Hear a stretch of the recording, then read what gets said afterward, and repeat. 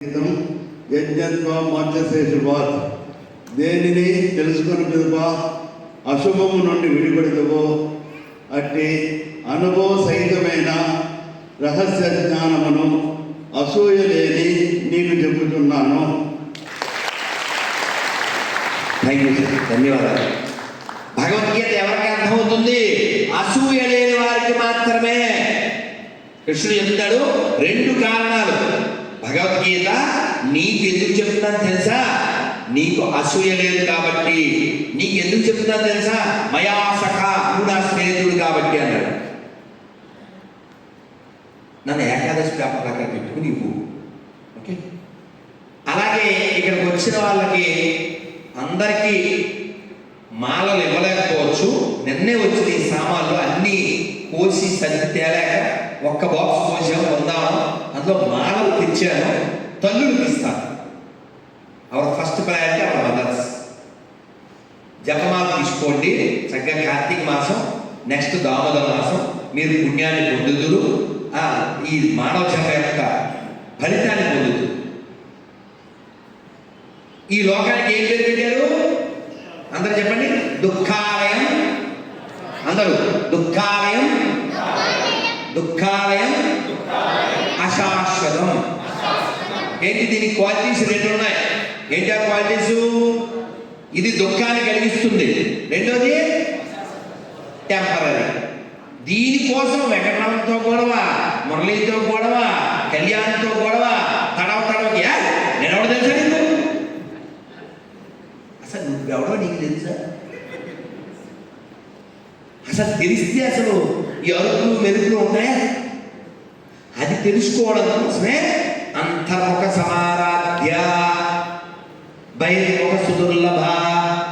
అందుకని మనం స్వామి వివేకానంద చెప్పినట్లుగా ఒక అద్దం పెట్టుకుని రోజు అద్దంలో చూడండి, మీకు గొప్ప వ్యక్తి కనబడతాడు అంటారు. ఎవరు? ఎవరు? నువ్వే. ఈ కొవ్వుతో నిండిన శరీరం మీద లవ్వు లేకుండా ఉండడానికి భగవద్గీత చెప్పారు. ఇది మనం కాదు. ఎవరో హీరోయిన్ ఆరోగ్యం బాగోలేదు, ఫేస్బుక్లోనే ఎక్కడో పెట్టి చూడండి ఎలా అయిపోయింది అని పెట్టారు. ఎవరి బాధలు వాళ్ళవి, ఎవరి దేహం వాళ్ళది. అలా రోజు 20,000 మంది చనిపోతున్నారు. కాబట్టి మనం కూడా ఈ దేహం వదిలేసే లోపల దీని మీద మోహం వదిలేయాలి. మోహం వదిలేయాలంటే అహం ఉండకూడదు. అహం పోయి దేహం మీద మోహం పోవాలంటే సోహం దాసోహం అనాలి. అందుకే మా పేరు చివరి దాస్ అని పెట్టారు.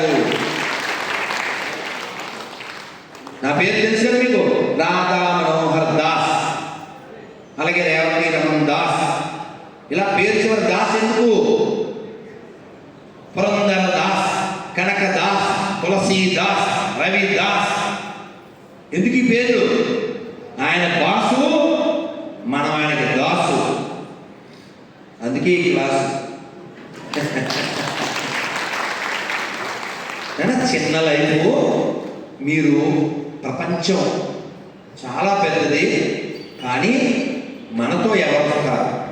చిట్ట చివరి మనం ఎక్కడికి చేరాలి దాని గురించి మీరు ప్లాన్ చేయండి. మిగిలినవన్నీ చెయ్యండి, బాధ్యతగా చేయండి, కర్తవ్యంగా చేయండి. కానీ ఇది నాది అని భావించకండి. ఇది ఆయనది, ఇదే ఆయనది కదా. కొంచెం కటుగా చెప్తే నీ ఒళ్ళే నీది కానప్పుడు, నీ ఒళ్ళే నీది కానప్పుడు నీ సెల్లు, నీ ఇల్లు నీది అవుతుందా?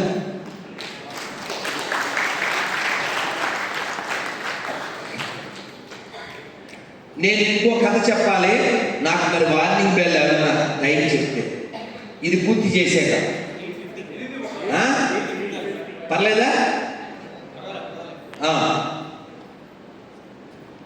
ఇది పూర్తి చేసి ఇంకో కథ చెప్పాక నేను ముగిస్తా. మీరు ఇబ్బంది పడకూడదు కదా. నేను రేపు దాకా చెప్తాను, అది కాదు కదా ముఖ్యం. మీరు వినాలి, ఇంటికి వెళ్ళి తినాలి. నాకు ఆ పని లేదు, ఎల్లుండ దాకా గొడవ లేదు, పర్వాలేదు. ఈ భరతుడు ఏమైనా పుట్టాడు? అడవిలో జింకాయ పుట్టాడు. కానీ ఆ పూర్వజన్మ జ్ఞానం ఉంది. అయ్యో ఇలా ఉండకూడదు, నేను అనవసరంగా చెప్పుకున్నానే, ఈ దేహంలోకి వచ్చేనే అని మిగిలిన జింకలతో ఫ్రెండ్షిప్ మానేశాడు. వైరు రెండు ప్రమాదమే. గడ్డి ఏం తింటుంది? లేత గడ్డి తినాలి. కానీ దీని మీద ప్రేమ లేదు, వదిలేదు అర్జెంటుగా, అనవసరంగా వచ్చింది ఇది. అందుకని ఎండుగడ్డి తిన్నాడు. దేహాన్ని బాగా సృష్టింపజేశాడు. ఆశ్రమాల చుట్టూ తిరుగుతూ ఆ శబ్దాలు వింటూ ఆ మంత్రాన్ని వింటూ ఆయన పూర్తి వైరాగ్యంతో ఏ దేహం జింక దేహంలో ఉండి అలా జీవించి దాన్ని వదిలేశాడు. కానీ ఎవరైనా మోక్షం పొందాలంటే డోరులోంచి వెళ్ళాలి. ఏంటి ఆ డోరు? ఎవరిని చెప్పింది? మళ్ళీ నన్నగారు. ఈ డోర్ ఏంటంటే మానవ దేహం, ఇందులోంచే వెళ్ళాలి మోక్షానికి. అందుకే చిత్తూరు నాగయ్య గారు త్యాగయ్య పాత్ర వేసి ఎన్ని అద్భుతమైన కీర్తనలు ఉన్నాయండి. అందులో ఏడుస్తాం. రాముడు వారు దొరకగానే కనుగొంటిని శ్రీరాముని నేడు కనుగొంటిని సీతా సమేత మారాము నేడు కనుగొంటిని. ఎంత పొంగిపోయారో. అయ్యే ఈ ఆనందం అంతులేనటువంటిది. అయితే ఈ భరతుడు ఈ జింక దేహం వదిలేశాడు. మరి ఇంకో దేహం వచ్చింది. ఈయన పుణ్యం చేశాడు కదా. భగవద్గీత చదవండి ప్లీజ్. మీరు చదవలేకపోతే రోజు వినండి. ఇంగ్లీషు మీకు అర్థమైతే విద్యాభూషణ్ అని పేరు కొట్టి వినండి, కళ్ళ నీళ్ళు వస్తాయి. సంజయం రోమహర్షంచ ఆ 18వ అధ్యాయంలో చివరిలో చెబుతుంటాడు. సంజయుడికి రోమాలు లెక్కబడుచుకున్నాయని చెబుతూ ఉంటే మనకు రోమాలు లెక్కబడుచుకుంటాయి. హరే దర్శనం, ఆ హరి ఆ విష్ణువు యొక్క దర్శనం అది తలుచుకుని మళ్ళీ మళ్ళీ పొంగిపోతున్నాను ఓ ధృతరాష్ట్ర మహారాజా అని ఆయన చెబుతూ ఉంటాడు. ఆ చిత్త అద్భుతంగా ఉంటుంది. అందుకని మీరు గీత మన రాక మారుస్తుంది. అందుకే సరదాగా పిల్లలకు అర్థం కావాలని చెప్తుంటాను నేను. Please read Gita before becoming తాత. Please read Gita before becoming తాత. Gita only can change your రాత, అదర్వైజ్ లైఫ్ becoming రాత. అర్థమైంది కదా? మొత్తానికి ఇప్పుడు ఈ భరతుడు జింక్ అయ్యాడు. ఇప్పుడు ఒక కుటుంబంలో లింక్ అయ్యాడు, వేరే కుటుంబం. ఈయన మరి ఇంకోసారి తపస్సు పూర్తి చేసి వెళ్ళాలి కదా, అందుకే మానవ జన్మ. కానీ ఈయన మరి పుణ్యం చాలా చేసేదే. అర్జునుడు అడిగాడు మన తరపున, ఏమండి కృష్ణ భగవాన్ అడిగాడు, స్వామి ఎవరైనా ఈ మార్గంలో వెళ్తూ సగంలో చచ్చిపోయారు, సగంలో దీన్ని వదిలేశారు, వాళ్ళకి వేస్ట్ అయిపోయినట్టేనా అన్నాడు. నో, స్వల్పశ్చరాయతో మహతోభయ, కొంచెం చేసినా వాడు ఉద్ధరింపబడతాడు. కొంచెం కొంచెం చేసి భగవద్గీత వీడు చేతికిచ్చి ఏం పేరు గుణ, వీడెవరో నాకు తెలియదు పిల్లలు, నన్ను ఇది పట్టుకెళ్ళి వాళ్ళకి అని భగవద్గీత ఇచ్చారు. ఈ పుణ్యవాన్ని కాస్తుంది, పట్టుకెళ్ళి అక్కడ ఇస్తే కాసింది అది లోపలికి వెళ్తే.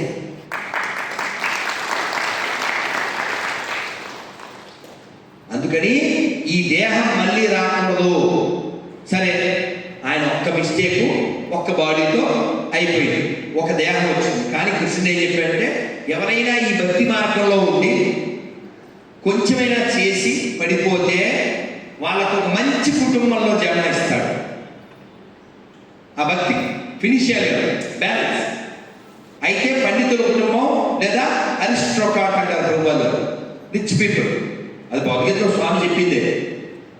వాళ్ళ ఇంట్లో పుడితే ఏమవుతుంది, ఇతనికి అన్ని దేహ అవసరాలు తీరి మానవ జీవితానికి ఏం చేయాలని ఆలోచించాలన్నాడు. లేదా పొద్దున్న లేచి ఈ దేహం కోసమే పరిగెడితే ఇంకా దాసోహం ఉండదు కదా.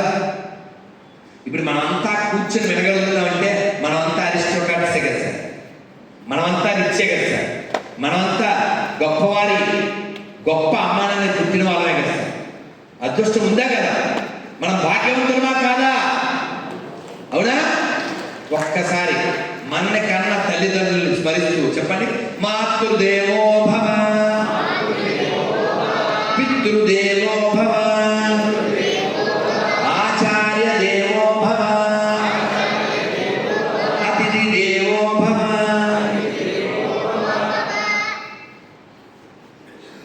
ఈయన ఓ మంచి పండితుడి ఇంట్లో పుట్టాడు. ఇక్కడ అందరికంటే బాగా వినపడిన గొంతు వాడిదే. ఏం పేరు నీ పేరు? వినపడలేదు. అమ్మ దొంగ, చూసారా? సౌండ్ అక్కడిని బట్టి ఇక్కడ చూసారా? ఏం పేరు? పేరు Prasad. Shri Prasad. Give the big hand. వీడు నేను వచ్చేది చాలా లేట్ అయ్యి పోయినప్పుడు 2-3 నెలలు అయిందేమో. వాడు పాపం నిద్రపోయాడు. వాడితో గట్టిగా మాట్లాడలేదు. వాళ్ళ తాతతో మాట్లాడాడు. వాళ్ళ చెల్లి నేను ఫ్రెండ్స్ అయిపోయేది. అలా చేసి తీసుకురా, రైట్, కూర్చోండి. Very good. నీకు తర్వాత గిఫ్ట్ బిఫోర్ ఐ షిఫ్ట్. ఈయన ఓ మంచి కుటుంబంలో పుట్టాడు. వాళ్ళ నాన్నగారు ఈయనకి బోల్డెన్ నేర్పించాలనుకున్నాడు. ఈయన ఆల్రెడీ దెబ్బతిన్నాడు కదా. ఎందుకు దెబ్బతిన్నాడు? వైర్ ఎఫెక్టేగా. వైర్ ఎఫెక్ట్ ఎప్పుడు వస్తుంది? ఉదాహరణకి ఇప్పుడు నా గొంతు నెత్తిగా ఉందండి. ఎందుకు నెత్తుకుంది? మొన్న ఉపన్యాసం, నిన్న ఉపన్యాసం, రోజు ప్రయాణం, రోజు ఉపన్యాసం, మధ్య మధ్యలో ఏకాదశి ఉపవాసం, ఇన్ని వాసాలు ఉంటే ఇది వాయువు. మరి ఇంత నొప్పి ఎందుకు వచ్చింది? మాట్లాడడం. ఎందుకు మాట్లాడాల్సి వచ్చింది? ఏదో ఎవరో బాగుపడతారు, ఉద్ధరింపబడతారు. అదే మనకి ఎందుకని మూలంటే నొప్పే లేదు. ఇదే మాట్లాడడం వల్లే కదండి బంధం వచ్చింది. బంధం వచ్చినా ద్వంద్వం వచ్చినా మాట్లాడడం వల్లే. ఈయన ఆల్రెడీ దెబ్బతిన్నాడుగా.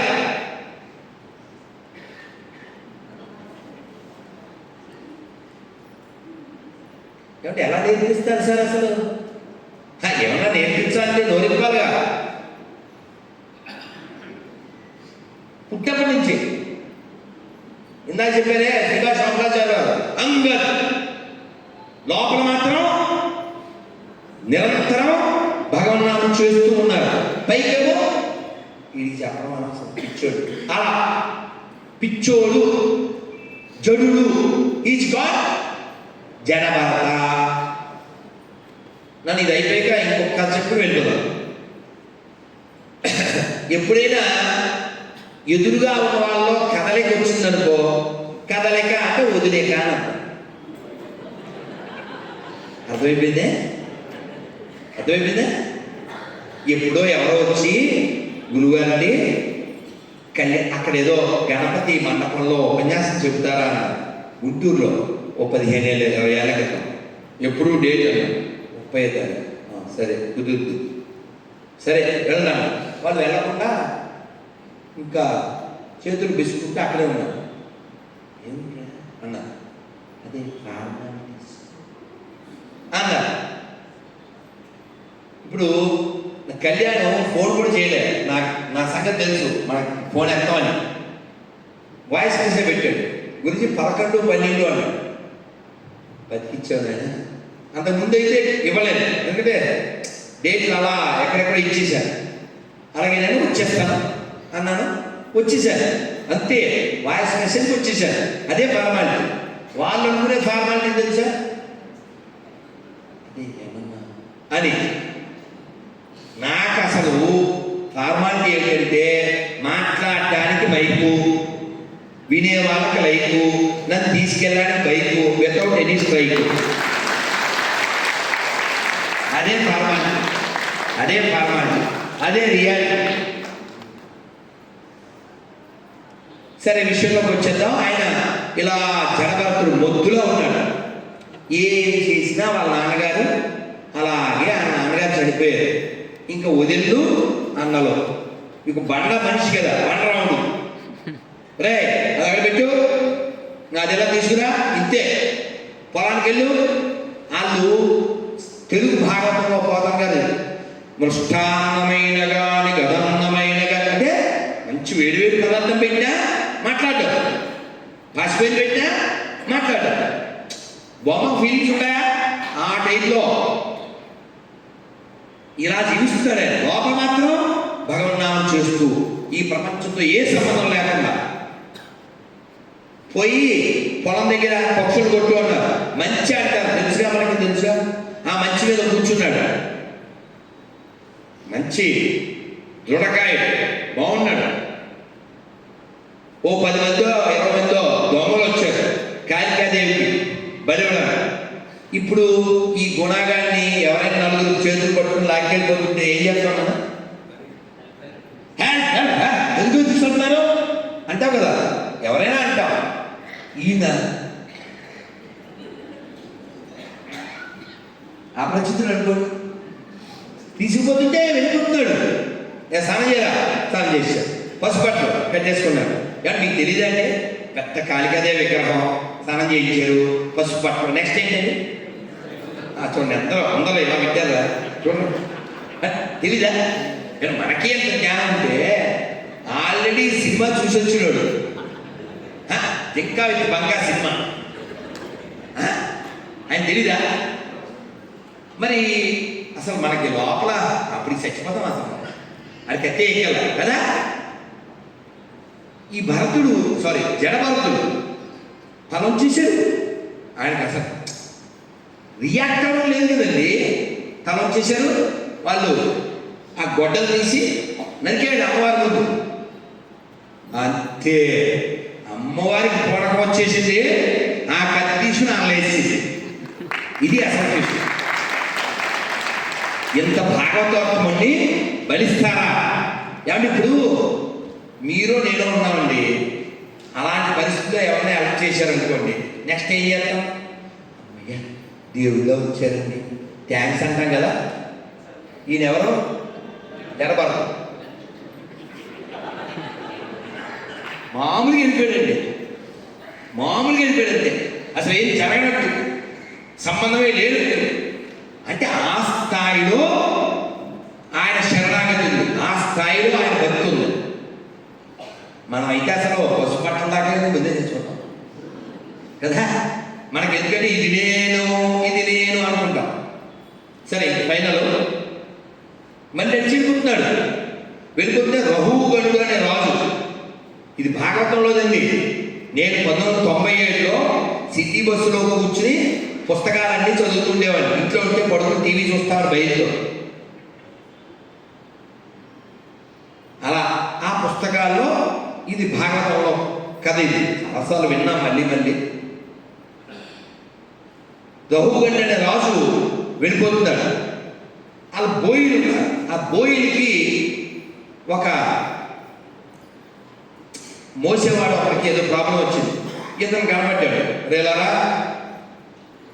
ఈయన మరి ఎందుకు ఇలా ఏమన్నారు కదా, వచ్చాడు, పట్టుకున్నాడు.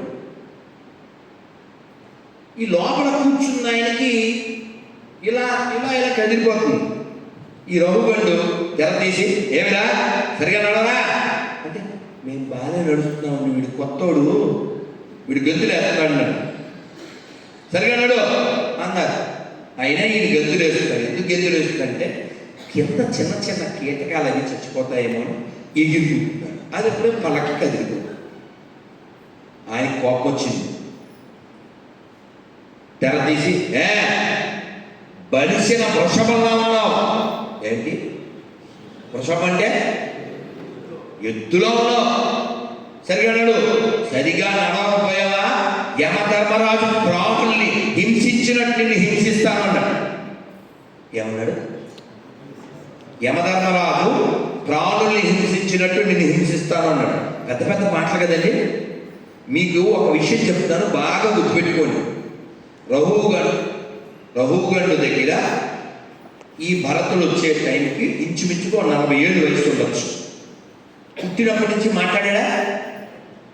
మాట్లాడాలి. ఈ మాట అన్నాడు కదా, ప్రాణుల్ని యముడు హింసించినట్టు హింసిస్తానన్నాడు కదా. ఫస్ట్ టైం నోట్లోంచి మాట వచ్చిందండి. ఎంత బలంగా ఉంటుందో ఊహించాను. నేను రోజు ఉదయం మౌనం చేస్తాను. ఉదయం లేచాక 9, 10, 11 ఇంచుమించు ఎంత కుదిరితే అంత మౌనాన్ని చేస్తాను. అలా 20 40 రోజులు మౌనం చేశాను. నెక్స్ట్ టార్గెట్ 30 రోజులు. 30 రోజులు చేయాలి అంటే నాకు ఆ టైం ఇవ్వాలి. కానీ అసలు మనకి 3 రోజుల టైం కూడా ఇవ్వటం లేదు. అయితే సరే, ఈయన మరి పుట్టినప్పటి నుంచి మాట్లాడలేదు. లోపల భగవత్ చింతనలో ఉన్నాడు. ఎంత దృఢంగా ఉంటుందో ఆ వాయిస్, మీరు ఒకసారి చూడండి. ఆ చైతన్యం అంత ఫియర్స్గా అంటారు కదా, చొచ్చుకుపోయేలా ఆయన అప్పుడు మాట్లాడుతుంటే ఈ రఘుగండు దిగిపోయాడు. ఆ పల్లకి దింపేసి దిగిపోయి బొమ్మలా నిలబడ్డాడు. ఏమన్నావు? తప్పు ఎవరంటావు? పల్లకిని సరిగా మోయట్లేదు అంటున్నావా? అసలు కాళ్ళని మోసేది మోకాలు కదా. మోకాల్ని ఇప్పుడు పల్లకిని మోసేది భుజాలు, భుజాలను మోసేది ఈ నడుము మోసేది ఈ ఊరువులు, ఈ ఊరువులు మోసేది పెక్కలు, పెక్కల్ని మోసేది కాళ్ళు. తప్పెవరిదంతా ఉన్నాడు. రాజుగారికి ఫ్యూజ్ ఉంటుందా? రాజుగారి ఫ్యూజ్ అయిపోయింది. అందులో ఈ వాయిస్లో చాలా బలం ఉంటుంది కదా, ఆధ్యాత్మిక బలం అండి. ఎందుకు వింటాం? ఎవరి మాట్లాడి ఎందుకు వింటాం చెప్పండి? అందంగా ఉన్నారు, బొట్టు బాగుంది, మొహం బాగుందని వింటామా? అష్టావకుడు పేరు విన్నారా? అష్టావక మహర్షి చాలా గొప్ప ఆయన. వాళ్ళ నాన్నగారు పిల్లలకు పాఠం చెబుతుంటే, నాన్నగారు ఇది మీరు సరిగా చెప్పలేదన్నాడు. ఎక్కడ కనతను? వాళ్ళ అమ్మ కడుపులో ఉండి వాళ్ళ నాన్నకి మండిపోయింది. ఎరా నువ్వు అసలు బయటికి రాలేదు, బయటికి రాకుండానే లెక్చరా నాకు, ఇన్ని వంకరలు ఉన్నాయి కాబట్టి నీకు 8 వంకరతో పుట్టు అన్నాడు. ఆ నాన్నగారి టైం పోకుండా ఎవరో రాజుగారితో వాదించి అక్కడ జైల్లో ఉన్నాడు. సరే, పండితులు సభ జరుగుతుందని ఈయన పాప కాళ్ళు చేతులు అన్ని వంకర. ఆ సభకు వెళ్ళాడు. జనకుడు ఏమో ఉన్నారు అక్కడ. ఆయన ఎంటర్ అవ్వగానే డోర్ దగ్గర హాహా అని నవ్వేది. ఆయన సైలెంట్గా వెళ్ళిపోతున్నాడు. మహర్షి రండి వెళ్ళిపోతున్నారే అన్నారు. అబ్బే, నేనేదో పండితుల సభ అనుకున్నాను, మటన్ షాప్ అని తెలియక నేను చంపినట్టే, కత్తితో నరికినట్టే. ఏమన్నాడు? ఇది పండితుల సభ అనుకున్నాను, మటన్ షాప్ అనుకోలేదు. అదే అంత మాట అన్నారు మమ్మల్ని. అవును, మాంసం దుకాణం వాడే కదండి మాంసం ముద్దలో చూస్తాడు. పండితులు ఆత్మని కదా దర్శించేది. ఎంత పెద్ద మాట కదా. కాబట్టి పండిత సమదర్శన భగవద్గీతలో చెప్పారు. పండితుడు అనేవాడు చెప్పండి అందరూ, విద్య వినయ సంపన్నే బ్రాహ్మణే గవిహస్తిని శునిచైవ స్వపాకేచ పండిత సమదర్శన. ఈ స్థితికి రావాలి. వాడే పండితుడు. ఆవులో, కుక్కలో, ఏడుగులో, కుక్క మాంసం తినే చెండాడుల్లో, ఒక సద్బ్రాహ్మణుల్లో, అందరిలో ఒకే ఆత్మను దర్శించేవాడు మాత్రమే పండిత. అందుకని మేము వేరు వేరు. వాడు పండితుడు కాదు. PANDIT పండిత్. వాడిని తీసేయండి. వెలిగిందా? వెలిగిందా? హే హే అన్నాడా? వాడు తీసేయాలి. ఈయన చెప్పాడు. ఎవరు? ఈ జడభరతుడు మాట్లాడడం మొదలుపెట్టాడు. పెద్ద లెక్చర్ ఇచ్చాడు. నువ్వేంటి అన్నాడు. సార్ నేను ఈ జిల్లాకు రాజు సార్ అన్నాడు. జిల్లాకు రాజు అయితే అంత ఫోజు కొడుతున్నావు, ఈ భూమండలానికి రాజు నేను. ఇలా జరిగింది. కాబట్టి ఈ శరీరము, ఈ భోగం, ఈ జనాలు, ఈ డబ్బులు ఇవన్నీ చూసి ఆ సాంగ్ పాడక. ఏ సాంగ్? అదిగో ఆ సాంగ్ పాడక. మరి ఏం పాడాలి? శంకరాచార్య చెప్పారు. ఏం చెప్పారు? అర్థమనర్థం భావయ నిత్యం నాస్తి తతః సుఖ లేశ సత్యం పుత్రాదపిదన భాజాం భీతి సర్వత్రైకా విహితారీతి భజ గోవిందం. అందరూ భజ గోవిందం, గోవిందం భజ మూఢమతే అంటే బాగుంటుంది. 1 2 3 అనగానే భజ గోవిందం చెప్పండి. 1 2 3 భజ గోవిందం గోవిందం భజ. ఏమంటే ఒక్క ప్రశ్న, ఇప్పుడు మోడ అంటే అర్థం ఏంటండి? వాట్ ద మీనింగ్ ఆఫ్ మోడ? అవునా? ఫూల్ అంటారు కదా ఇంగ్లీష్లో, వాడే మూఢుడు.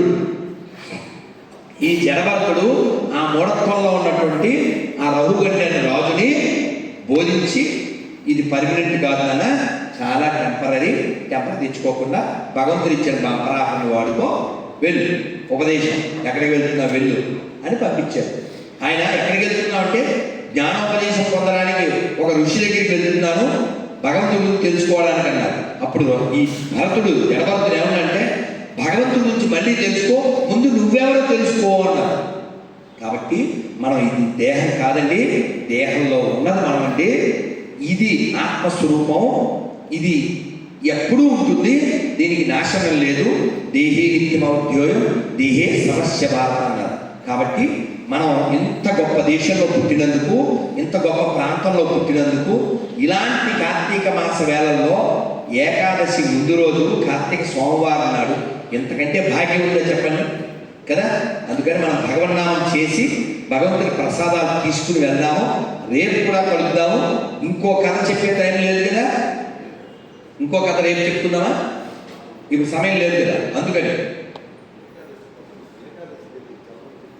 ఏకాదశి రేపు నా రేపు ఏకాదశి.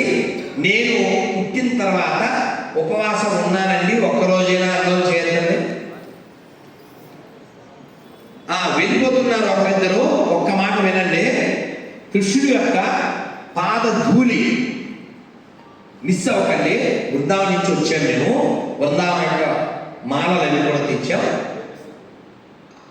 రేపు రజధూళి, రేపు అది ఏకాదశి వేప మాత్రం ఇవాళ. సో రేపు కొట్టేది పెట్టేది అన్నీ రేపాడు, తిట్టేది ఇవాళ. మరి ఇప్పటికే తిట్టాను కదా మనం. ఈ రేపు ప్రసాదాలు ఏమిటంటే కృష్ణుడి యొక్క పాదధూళి, జగన్నాథు యొక్క స్టిక్కు, అలాగే అత్యంత విశేషమైనటువంటి మీకు చెప్పడం రేపు చూపిస్తాను. అది మూడోది. ఇంకా మీకు పిల్లలకి మాత్రం వేరే గిఫ్ట్లు, పెద్దవాళ్ళకి మాత్రం మాలలు, తల్లులకు మాలలు ఇస్తాను. యాక్చువల్గా సమయం లేక చాలా తేలేదు, మళ్ళీ మనం కలుస్తాం. ఇప్పుడు ఏకాదశి విషయం చెప్పేస్తాను. ఆ బంగారు తల్లి పేపర్ తెస్తుంది కదా, ధర తల్లి వస్తుందా పేపర్ తెస్తావా? దాన్ని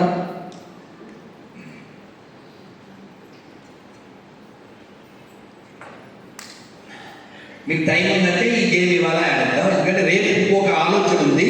మీ అందరూ దీపం తెచ్చుకుంటే అందరం అక్కడే నిలబడి ఇక్కడ మనం యశోద కృష్ణుని పెడతాము. ఇది దామోదర మాసం కూడా, మేము కార్తీక దామోదర మాసం అంటాం. శివకేశవుడు ఇద్దరికి అమ్మ ఏం పేరు అమ్మ తెలుగు చదువుతారా? పండు ఏం చదువుతున్నారు మీరు? బీటెక్ అమ్మ జాబ్. సో ఇలాంటి బంగారు తల్లులు ఉంటారని అమ్మ, ఇలాంటి బంగారు తల్లులు ఉంటారని మేము ఇక్కడ తెలుగుతో పాటు ఇంగ్లీష్ కూడా పెట్టించాం. ఇది ఒక్కటే, అంటే పేపర్ అంతా తెలుగు వెనక ముందు, కానీ ఇదొక్కటి ఇంగ్లీషులో కూడా కొట్టించాం. ఇదేమిటంటే రేపు ఏకాదశి కదా, ఉపవాసం ఉన్నవాళ్ళు లేని వాళ్ళు కూడా ఈ 26 పేర్లు చదువుకోండి ప్రతి ఏకాదశి. రేపు మనం చెప్తాం, మీరు చెప్తాం, మా అందరం చెప్పిద్దరు. మీకు హరే కృష్ణ మాత్రం వచ్చా? ఒకసారి హరే కృష్ణ కృష్ణ కృష్ణ హరే హరే, హరే రామ రామ రామ హరే.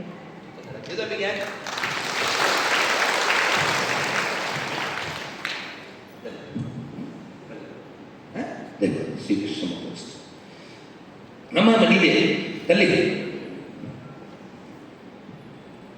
ఈ అమ్మాయి ఇంకోసారి చప్పట్లు కొట్టాలి. ఎందుకో చెప్తా, కొట్టేసా అమ్మా, ఎందుకు చెప్పరా? గాజు వేసి సంస్కృతంలో మృగ్యం అంటే తెలుసా? మృగ్యం అంటే కనబట్టలేదు. ఈ మధ్య గర్ల్స్కి గాజులకి సంబంధమే లేకుండా పోయింది కదా. అందులో మళ్ళీ చేతికి ఒక తాడు కూడా ఉంది. వన్స్ మోర్ ఒక 25 ఏళ్ల క్రితం పొద్దుటూరు వెళ్తే ఒక పుస్తకం ఇచ్చారు ఒక పెద్ద ఆయన.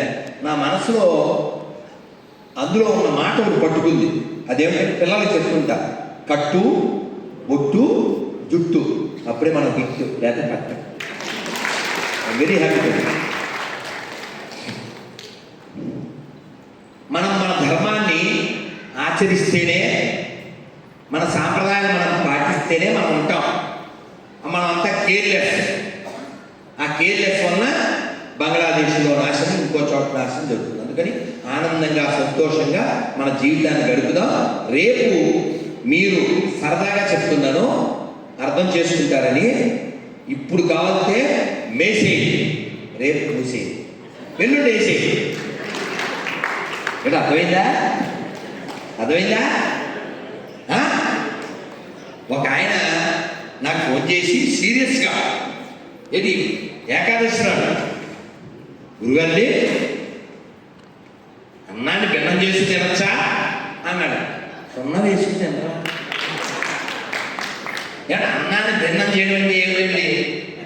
నూకలు చేయడం. నూకలు చేస్తే రైస్ కదా, అవునా? ఎలా అయినా 9 రకాల నవధాన్యాలు ఏవి లోపలికి వెళ్ళకూడదు. మీ శరీరం ఒప్పుకుంటే, జీవుడు తప్పుకోకుండా ఉంటే, అదిగో ఆయన అర్థమైంది. అదిగో ఆయన కూడా అర్థమైంది. చాలా మందికి అర్థమైపోతుంది. చిత్తూరు వారి చిత్తంలో చెత్తే లేదు. మీకు మీరే ఊరుకోండి. మాకు ఆనందం ఏంటండి? మీ దండలో లేకపోతే శాలువాలు కాదు, ఇంకో మీరు ఆనందించడం, మీరు ఆనందాన్ని అనుభవించడం, అర్థం చేసుకోండి. ఇది ఆనందం. మీ శరీరం ఒప్పుకుంటే, మీ మనస్సు ఒప్పుకుంటే, మీ జీవుడు తప్పుకోకుండా ఉంటాడు అని అనుకుంటే, ఇప్పుడు వేసేయండి, రేపు మూసేయండి, ఎల్లుండి వేసేయండి. ఇదే అర్థం. అయితే ఏకాదశి నాడు ధాన్య పదార్థాలు తినకూడదు. పండ్లు తినచ్చు, పాలు తాగచ్చు, డేట్స్, ఫ్రూట్స్, రూట్స్. అర్థమైందా?